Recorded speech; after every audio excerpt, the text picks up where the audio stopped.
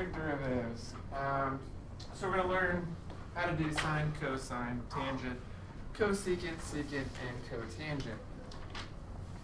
Now, so basically from this, we get the sine and cosine derivatives. And from those two, we can get the other four.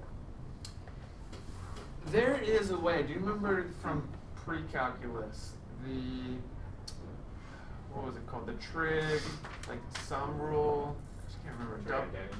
Well, I don't think it was identity. It's like the sum and difference rule. Thank you. That's what it was. The sum and difference rule.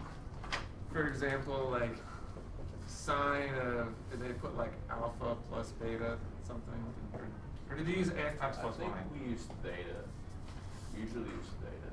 So it's like if there was something here and you break it up into like two things, then there was that formula that changes sine of two values that are summed or subtracted.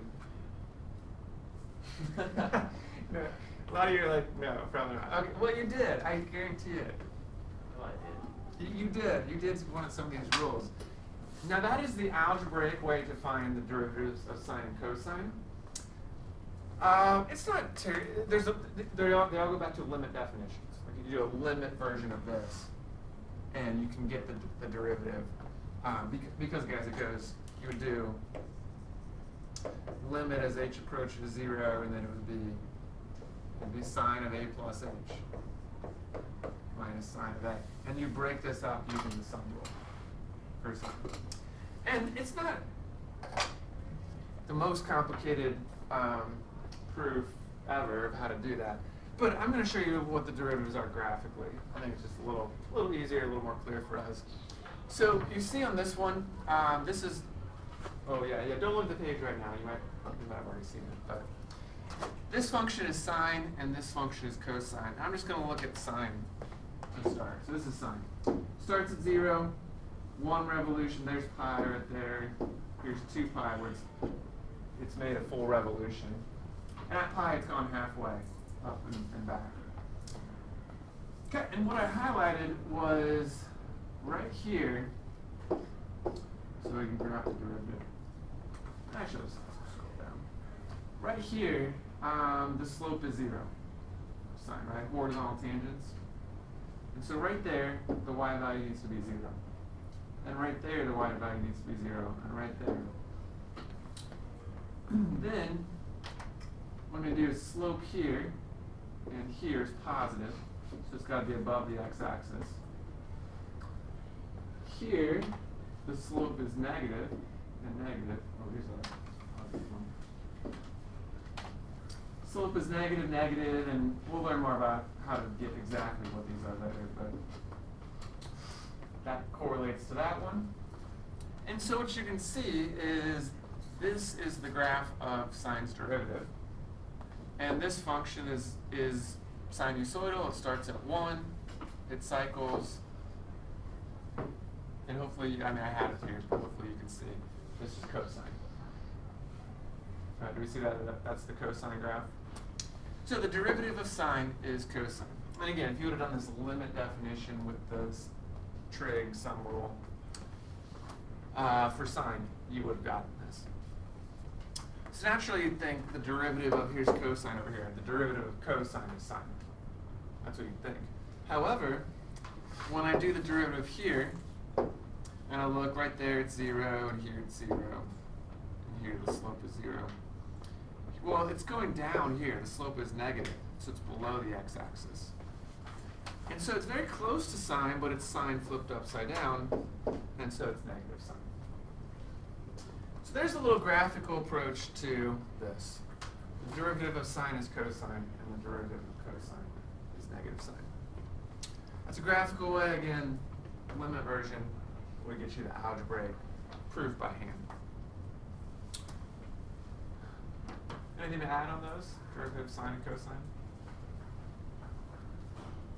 So let's do a couple examples where we use that to find some other derivatives, now that we know sine and cosine. After this, we're going to get the other 4 derivatives, secant, cosecant, all that. All right, so let's start. Let's do 2 examples. Evaluate this derivative.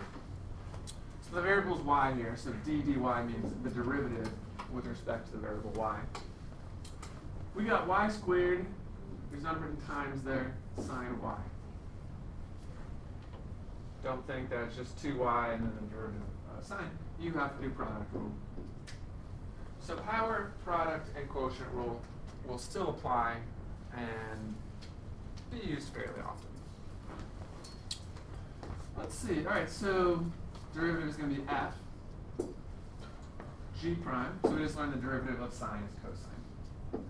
So you got cosine of y plus g sine of y, and the derivative of f is 2y. I guess if you want to simplify a little, the only thing you could really do is put the 2y in front of the sine y. But other than that, there's really nothing else to simplify there. So just a simple example, still using product rule. Let's do b, and we'll do, there's a quotient, and so we'll do a fraction, so we'll do a quotient rule. All right, so on b, new quotient rule. So this is numerator is my f, denominator is my g. So I'm going to do g f prime, low d high. So g, 1 minus cosine x, f prime, derivative of sine is cosine, minus high d low. The high, my f is sine of x, and d low,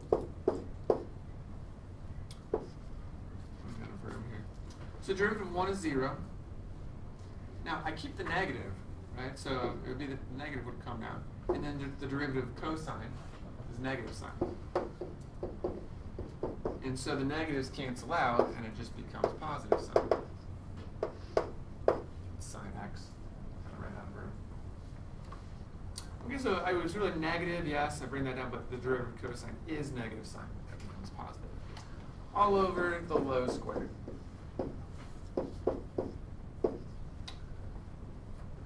And do not, again, don't simplify the denominator. Some people would like to write 1 minus cosine squared x, which is not equal. You'd have to FOIL this. But there's no need. You never really have to FOIL at the bottom. You might sometimes have to cancel it, but just don't have to FOIL. Let's simplify the numerator, though. So I distribute that cosine, and it's cosine x minus cosine squared x. And over here I have minus sine squared x.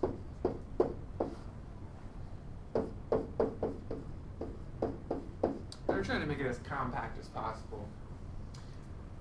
So there's actually another thing I can do up here. Quotient rule, I simplified. Remember the Pythagorean identity? Sine squared plus cosine squared is 1. So if I multiply both sides by -1, then I would have that negative sine squared minus cosine squared is -1. Right, so I can make this. And if it was like tangent line or normal line, you could leave it like that and plug something in. But on these, simplify as much as I can. So the numerator, cosine, this is just -1. Negative sine squared minus cosine squared.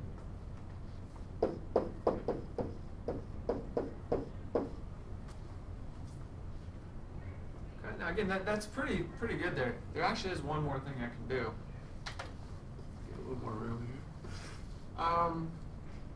The numerator looks pretty similar to the denominator, but it's backwards.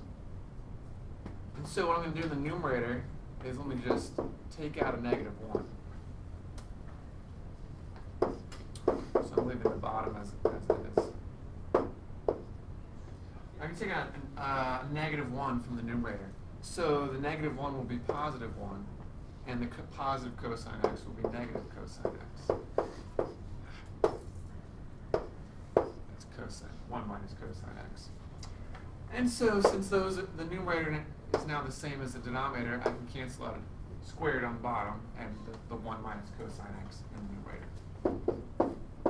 And so I'm left with -1 over 1 minus cosine x. So like this one quotient rule, but then we got to recall some double angle formulas, some Pythagorean identities that can help us. And here was Pythagorean identity. We change that to -1, factor out a -1, and then cancel 1 minus cosine. Okay, so a little practice prior to quotient rule. Let's see if there's any thoughts on that before I move on, and I'll show you some of the other secant, cotangent, all those. So any questions before we move on? Okay, I like this part. Let's get the other 4 derivatives. What I'm actually going to do is show you 2. Then in the practice, which we'll probably do tomorrow, you'll do the other 2. So we're going to derive or show how we get the other 4 derivatives. So let's derive. Let's come up with the formula for cosecant of x and tangent x.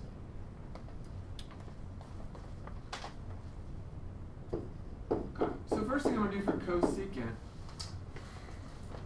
don't know what cosecant is. However, we could change cosecant and how it looks. So what is cosecant equivalent to? Right, yeah, change it to, remember like, what was it, the trig proofs? You change the sine and cosine and turned out. Yeah, so you change this one to 1 over sine x. Now, that's better. We at least know the derivative of sine. Now, what do I do? What rule can I apply? Starts with the Q. Quotient.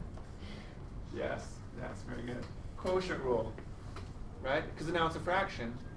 That's it. As soon as you know sine and cosine, the other 4, you just change the sine and cosine like this, and do the quotient rule. And that's how you get the other 4. Wait, so can you not do the thing where you like, actually never mind, because then it'd just be cos. You know how if it's like 1 over like x cubed, like put that x on top. Oh, make it sine of the -1, or is that what you're saying? Yeah. Negative x. That's good. Yeah, I don't say do that much with trig. I mean, it would be sine x, that whole thing to the -1 power. But there is a way once we know our next section. But we'll just change them like this, then do quotient rule. Same for b. All right, so quotient rule. So g, this is my f, g, low di, sine is my g, my low. D high is 0, derivative of 1, minus high, which is 1, and d low, derivative of sine is cosine. All over the low squared.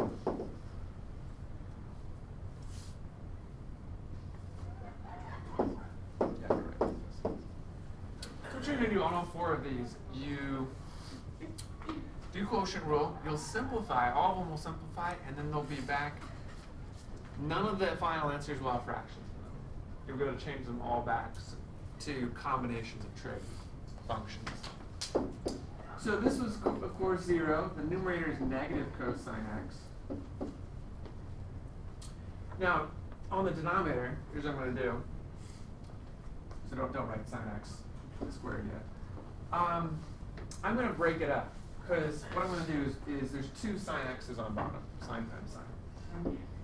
I'm going to put 1 sine here, and I'm just going to put another sine over here, multiplied. I need a 1 as a placeholder. So sine squared, I'm just breaking it up, sine and sine. The reason I do that is because I'll write this negative. Do we remember what cosine over sine is? What function? Cotangent. So this what I circled becomes cotangent x. And then 1 over sine becomes, that was the original 1, yeah, that we changed. Cosecant x.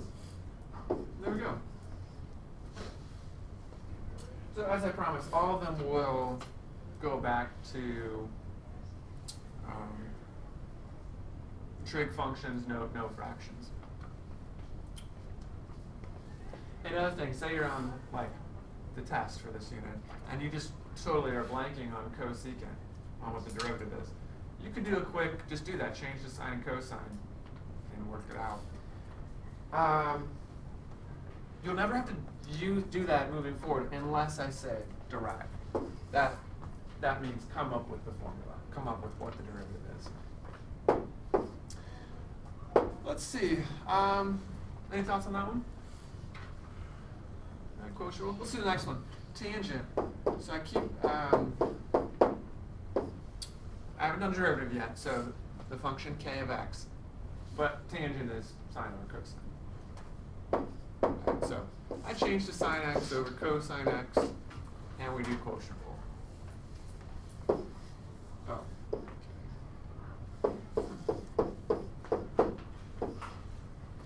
So gf prime, my low is cosine, d high, derivative of sine is cosine.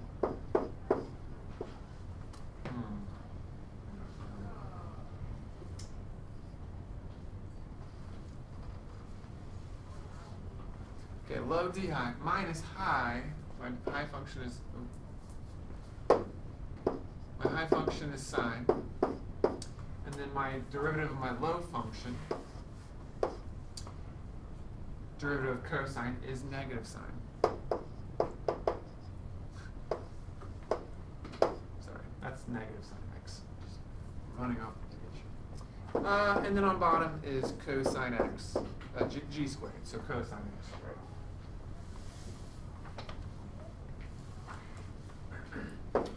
I like how this one simplifies. Cosine times cosine is cosine squared x. Now over here, it's minus and a minus there. So plus, sine times sine is sine squared.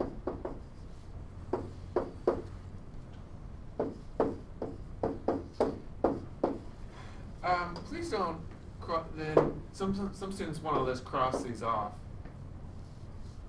That's pretty common to see. But you can't do that because this term over here didn't have a cosine squared. So you'd have to factor out. If you could factor out a cosine x from any of the numerator terms, then you could cancel. But you can't cancel sideways like that. But the numerator, Pythagorean identity, is 1. Right? Sine squared plus cosine squared? 1.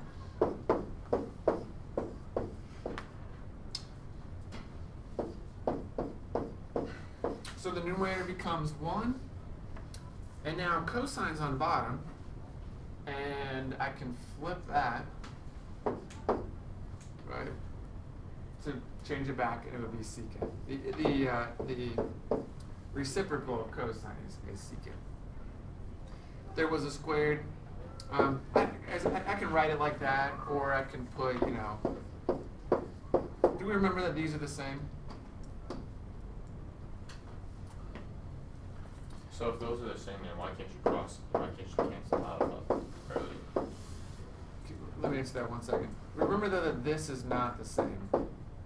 So these two are not equal. This means secant of the expression x squared. This one means secant of x times secant of x. Having it twice. But can you go up a little bit? Yeah. So here there was no cosine in this term, so I can't.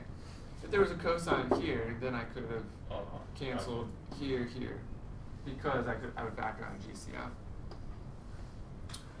Let's see. So 1 over cosine, that's secant, and I make it secant squared. This is more. We normally write it like this.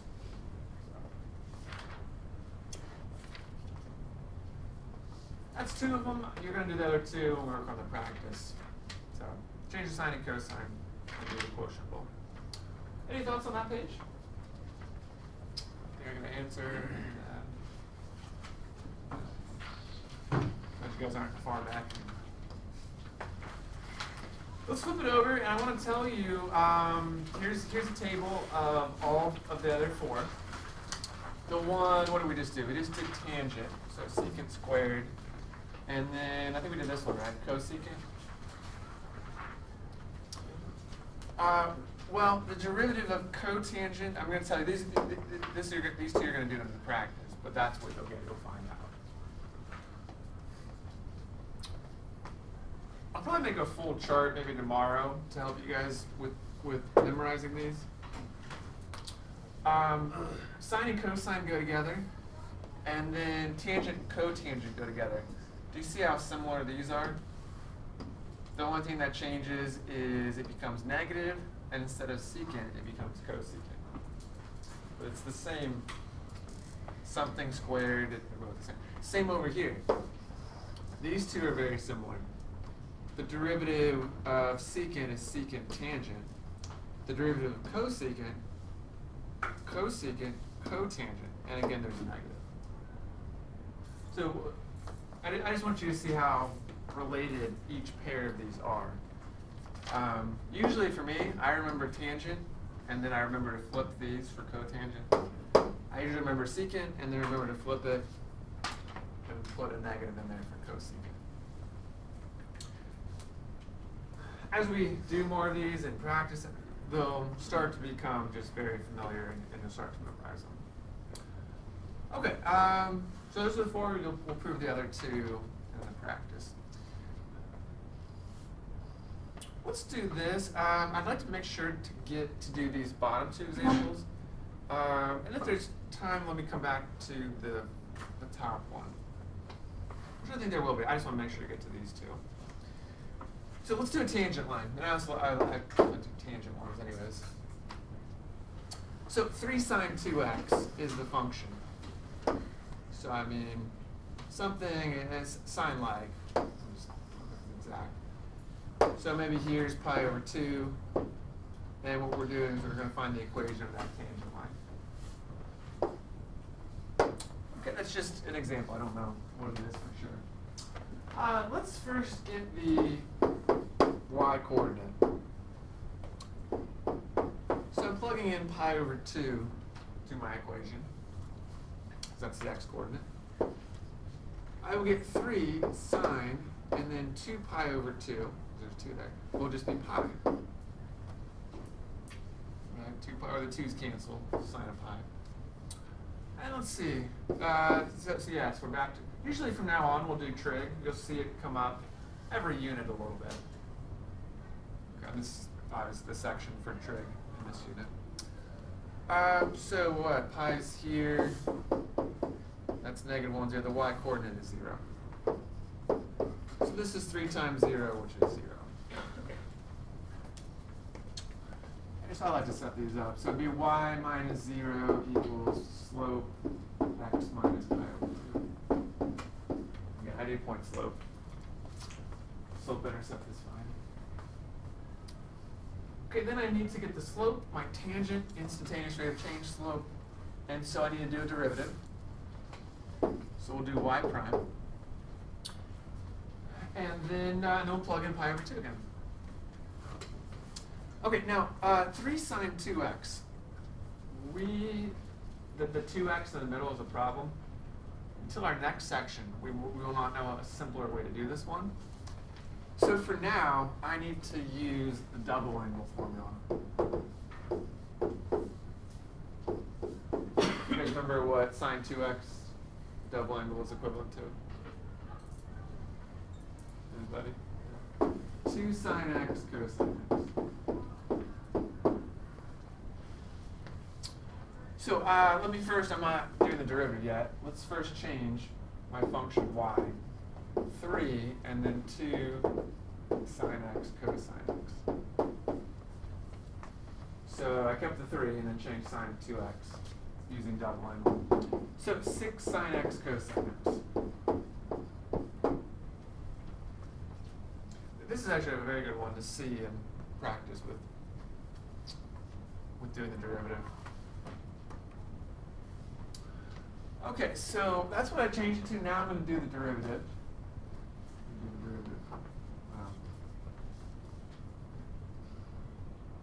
I think it's because you're one of the marker, right?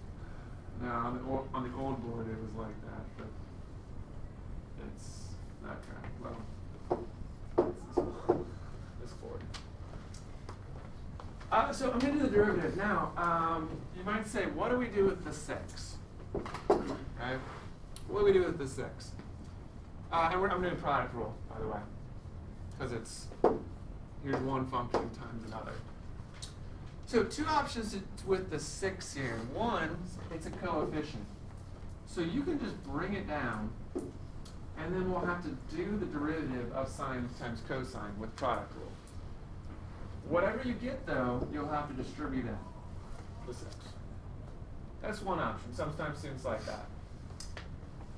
The other option, which I prefer, is to simply group the 6 with the sine as my f.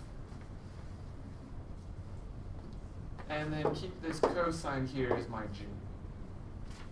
So I'm taking the 6 as part of my f in my product rule. Again, if you don't like it, the reason I don't do that, the one I showed before, is because lots of times students just forget to distribute it in. They write the 6, but they don't distribute. So I prefer just grouping the 6. So my f in the product rule is 6 sine x. Okay, so let's see here. There. So y prime, f g prime. My f is 6 sine x. G prime, the derivative of cosine, is negative sine.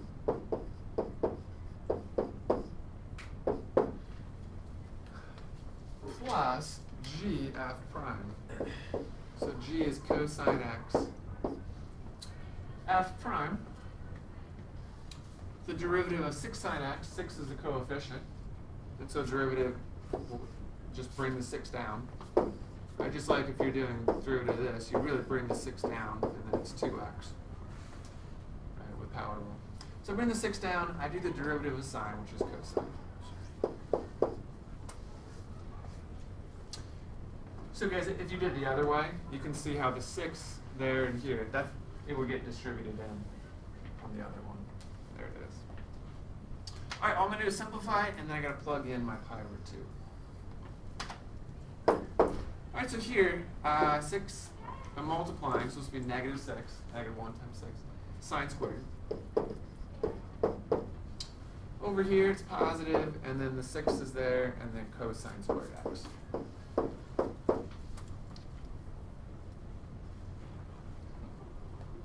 And that's really,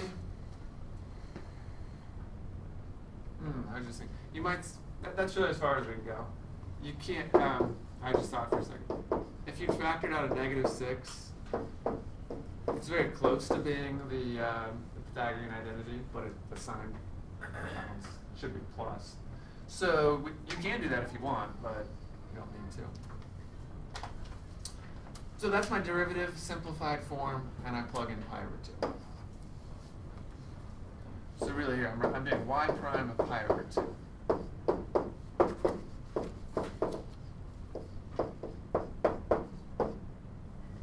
Okay, I'm going to write it like this now, because when I plug it in for sine x, remember this really means sine of x in parentheses squared. So I'm going to write do sine of pi over 2, and then square whatever I get. Same over here, I'm going to do cosine pi over 2. And then square whatever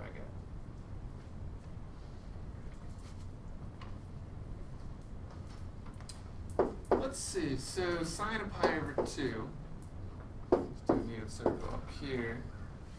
The y-coordinate is 1. So this is going to be, well, 1 squared. I'll do that in a second. Over here, cosine of pi over 2. That's the x-coordinate, so it's 0. So this one just becomes 0, and over here 1 squared is 1 times 6 is negative 6. So that's my slope. I put it in over here, and I'll take, actually because this is y minus 0, which is y. All I gotta do then is distribute this. So negative 6x, negative 6 times negative 1 is positive. And it'll be then 6 pi over 2, which is 3 pi. And when you multiply the 6 in there, it's not 6 pi over 12. You just multiply the 6, because it's really 6 over 1. 6 times pi and 1 times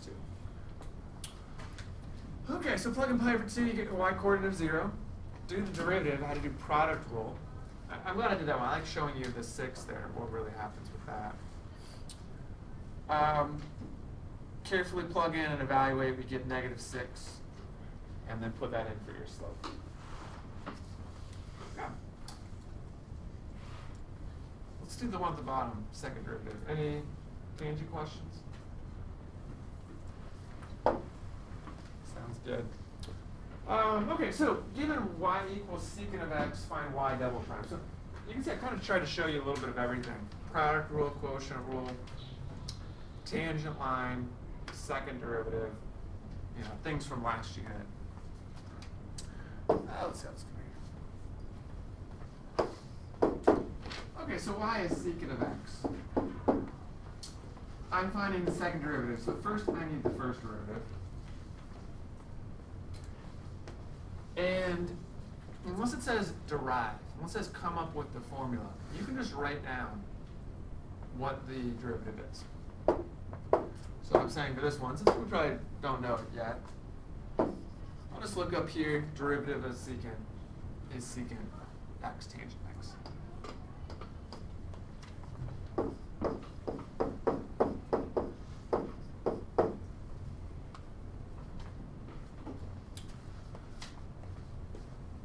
So first derivative, write it down. Once you get comfortable with it, familiar with them, then you'll just know derivative of secant is secant tangent. Let's do the second derivative now. That's really a times there.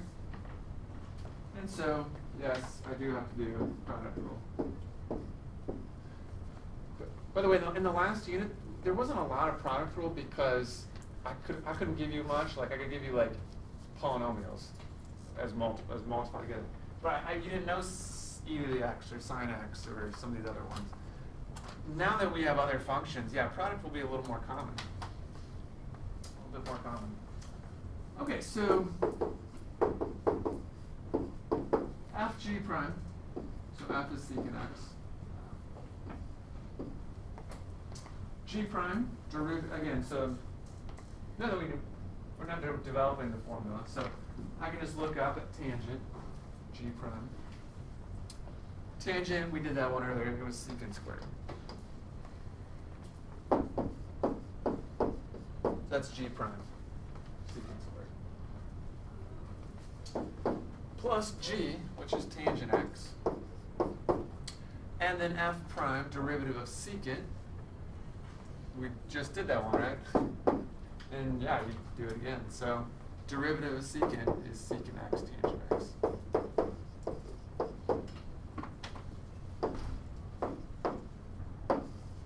So just to be clear there, that was f g prime, this was g f prime. Okay, now we do is a little simplification. We always want to make it as compact as possible. Secant times secant squared is secant cubed x. Okay, and over here, tangent, we have a tangent squared. 2 tangents, and then secant. That's what I'm going to leave mine as. If you'd like, you could do a GCF of secant x. That's fine. But you could also just leave it like this. All right, any thoughts on that one?